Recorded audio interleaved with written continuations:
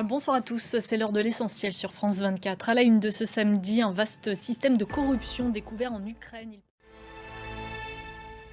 En Ukraine, l'Agence nationale anticorruption a donc annoncé ce samedi avoir découvert un système de corruption à grande échelle. Il impliquerait un membre du Parlement ainsi que plusieurs responsables politiques locaux et des membres de la garde nationale.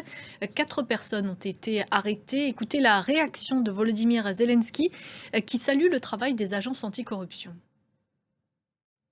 Et on retrouve tout de suite notre correspondant en Ukraine, Gulliver Krag.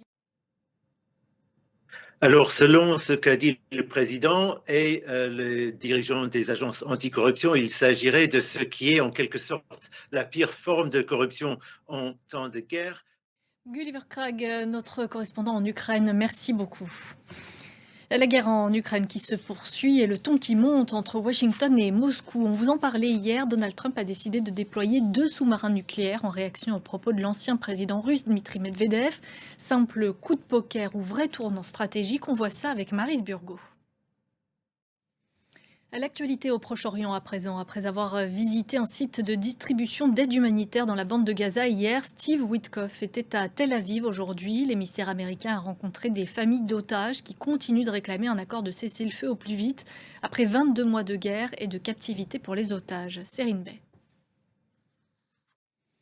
Pendant ce temps, dans la bande de Gaza, les tirs et les bombardements israéliens ont fait plusieurs dizaines de nouvelles victimes. L'armée israélienne a prévenu que la guerre continuerait sans répit dans le territoire palestinien tant qu'aucun accord sur la libération des otages ne serait trouvé.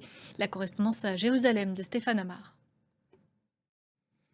On en vient à ce nouveau tour de vis de l'Union européenne sur l'intelligence artificielle. Le deuxième volet de l'IA Act entre en vigueur aujourd'hui.